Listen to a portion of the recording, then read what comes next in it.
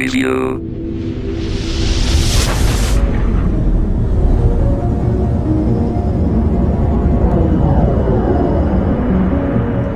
If you've been excited to play Mass Effect 2, you probably want me to just cut to the chase and let you know one thing. How great is it? The answer, it's really great. It certainly improves a lot of things over the original. It boasts a vastly superior art design, better shooting mechanics, and a better cast of characters. The vehicle known as the Mako is gone, as are the cookie-cutter side missions that all took place in the same boring warehouse. Mass Effect 2 is leaner and meaner, but it's also apt to stick with you and occupy your mind even when you aren't playing it. And that is the kind of mark only a fantastic game can make on you.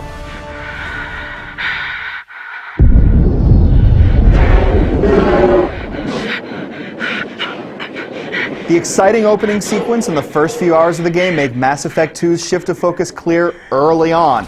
It is more about action than before.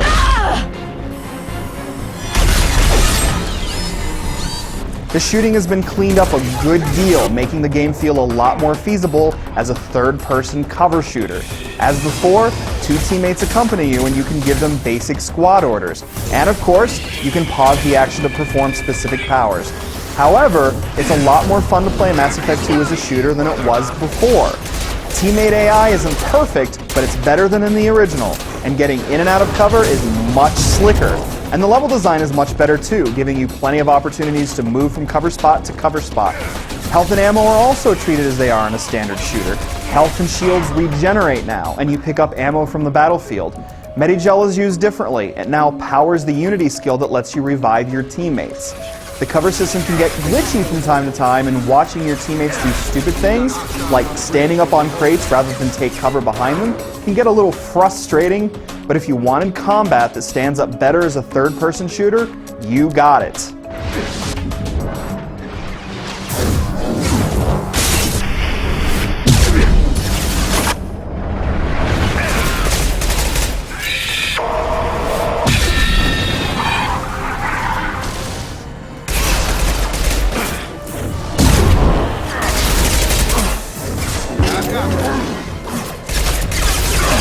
The RPG elements have also been reworked. If you hated the clunky inventory management of Mass Effect 1, you'll be happy to know that it's been taken care of in the sequel, but maybe not in the way you imagined. Traditional inventory has been abandoned completely, and many other elements have been either stripped away or restructured. So rather than find or buy new weapons, you might find new weapon technology instead. Then, that weapon is available at the weapons locker on your ship, where you select your arsenal before going into battle. Weapons can be upgraded in your tech lab, and you can also buy things like model ships for your personal quarters. Even the selection of skills available to you as you level up is a bit more limited, as are the levels themselves. You could do a pretty thorough playthrough and not even hit level 30. So between the better shooting and the leaner loot, Mass Effect 2 is balanced differently than the original Mass Effect. You get into the action much quicker than before, and there's less fiddling with the interface and skill points.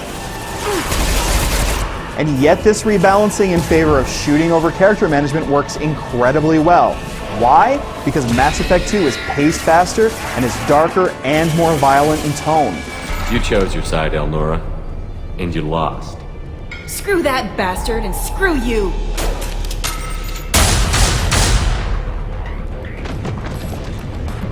You still play as Shepard, the hero from Mass Effect, but now you're working with Cerberus, a pro-human organization with a less than reputable past. Cerberus is headed by the chain-smoking Elusive Man, though it's not always easy to back up your mysterious boss and his questionable moral fiber. The game's fantastic art design also adds to the grittier atmosphere. The color palette is more intense, and strong lighting and deep shadows cast a certain darkness over your adventure.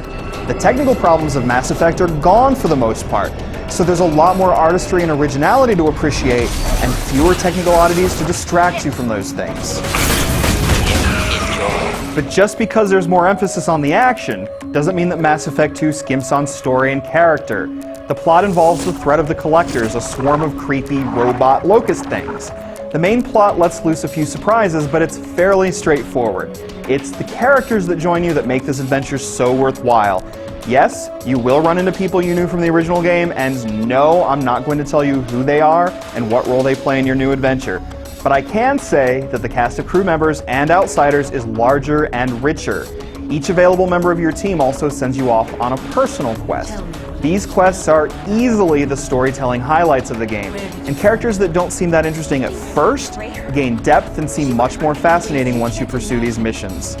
Some of the new characters include a Krogan named Grunt, a sexy Cerberus operative named Miranda, and a cool and collected Asari called Samara.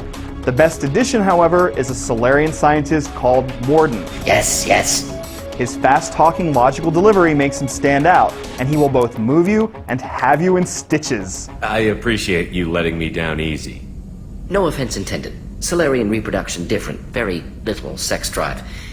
If intended to try human, would try you. Glad you stopped by. Cleared the air. And as fans of the original expect, you'll be talking to a lot of otherworldly beings in Mass Effect 2. Some dialogue choices nudge you towards either the Paragon or Renegade sides of the moral spectrum. As you fill up the meters that represent each side of your ethical makeup, new dialogue options will become available. You'll also be presented with dialogue interruption possibilities from time to time that are classified as either Paragon or Renegade actions. Those moments change you. The basic system still works the same way as it did in the original Mass Effect, so don't expect to see as many complexities as you would in something like Dragon Age, but it's still an impressive dialogue system and you're presented with some tough choices towards the end of the game. Also impressive are the number of variables at work should you import your Mass Effect character into the sequel. A lot of consequential decisions you made in the original manifest themselves in extraordinary ways. And if you play a second time as a brand new character, you'll really appreciate the amazing creativity that went into applying those choices to Mass Effect 2. When you aren't shooting or engaging in conversation, you'll be flying about space, scanning planets, and dropping probes, which is how you earn most of the resources you need to upgrade your weapons. This isn't bad by any stretch, but even after the scanner is upgraded, scanning is a slow process that eventually gets tedious and mucks with the otherwise remarkably intense pace. Probe away.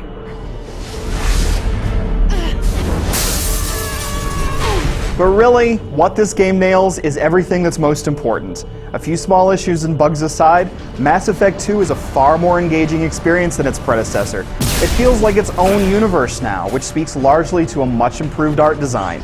It tugs at your heartstrings in unexpected ways while letting you be as virtuous or as mean-spirited as you want to be. In other words, it's time to get lost in another galaxy where it's once again up to you to save humanity from annihilation. Oh, and don't forget to buy a space hamster during your visit.